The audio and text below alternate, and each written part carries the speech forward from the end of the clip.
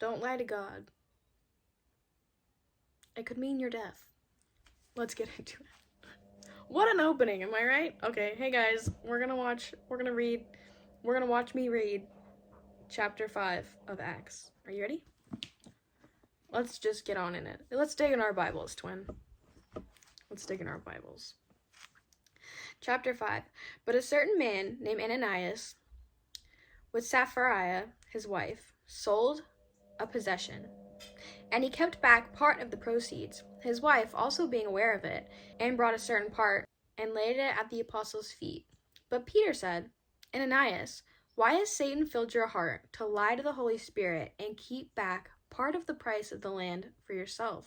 Mind you, they did not have to do this, okay? They chose to sell their land and give it to the church. They didn't have to give all of it. They could have just sold their land and gave part of it, right?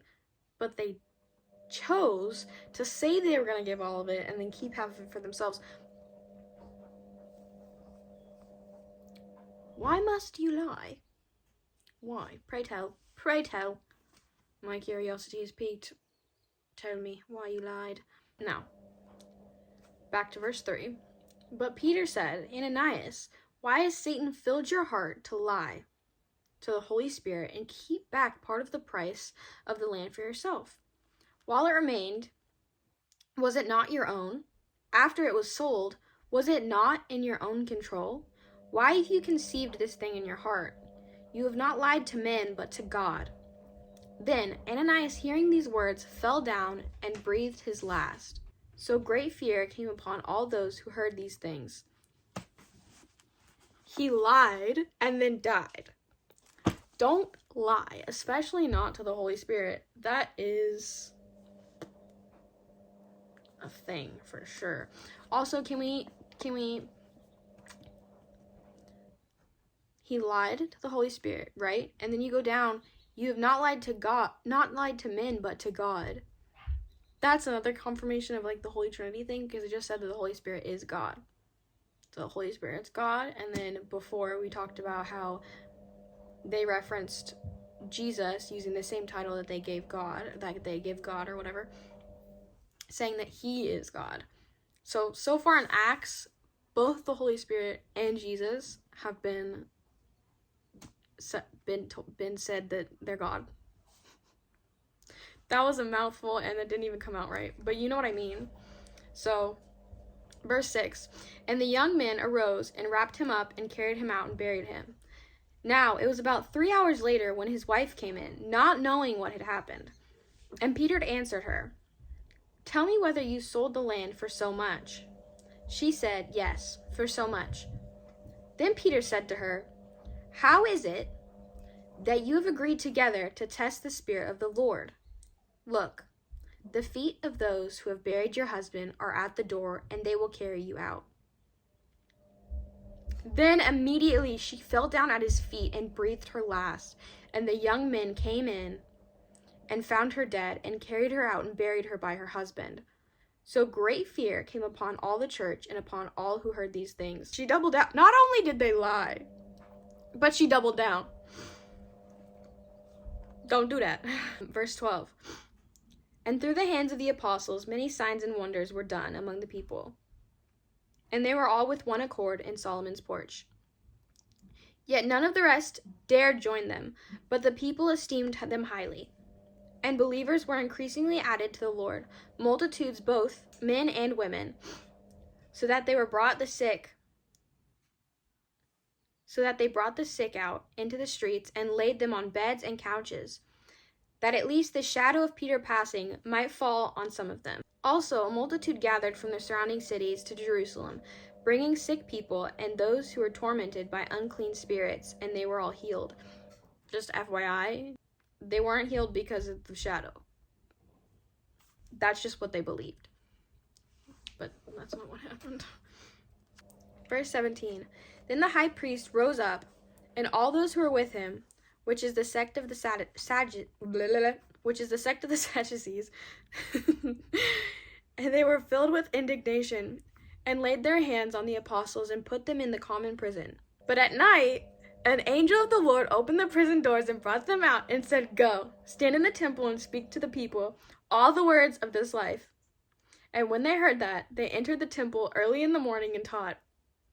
Bro, sometimes God delivers with miracles, sometimes he doesn't. But in this case, he did. And that is wild. Literally sent an angel to open up the prison door and let them out. Verse 21. And when they heard that, they entered the temple early in the morning and taught. But the high priest and those with him came and called the council together. Tattletales.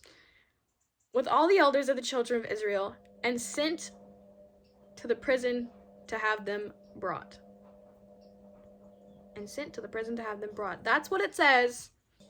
But when the officers came and did not find them in the prison,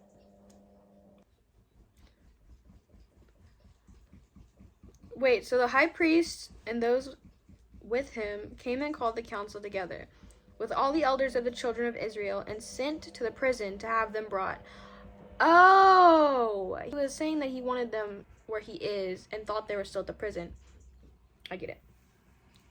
But when the officers came and did not find them in the prison, they returned and reported, saying, "Indeed, we found the prison shut securely and the guards standing outside before the doors. But when we opened them, we found no one inside." Now when the high priest, the captain of the temple, and the chief priests heard these things, they wondered what the outcome would be. So one came and told them, saying, "Look, the men who you put in prison are standing in the temple and teaching people." Then the captain went with the officers and brought them without violence, for they feared the people, lest they should be stoned. And when they had brought them, they set them before the council, and the high priest asked them, saying, "Did we not securely command you not to teach in his name? And look, you have filled Jerusalem with your doctrine, and intend to bring this man's blood on us." The blood's already on them, so... Also, my mom made it a point to say doctrine means teaching. Nowadays, doctrine just sounds like a dirty word. Like, it's not indoctrination, doctrine. That's not bad. That's not a bad thing, okay? It's teaching.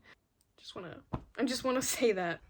But Peter and the other apostles answered and said, "We ought to obey God rather than men." He literally said, "We're not doing what you tell us. We're doing what God told us. The God of our fathers raised up Jesus, whom you murdered by hanging on a tree. Him God has exalted to his right hand to be Prince and Savior, to give repentance to Israel and forgiveness of sins. And we are his witnesses to these things. And so also is the Holy Spirit, whom God has given to those who obey him." Also, clock that. First of all, obey God over men. Always. Secondly, the Holy Spirit is given to those who obey him. So you have to obey him.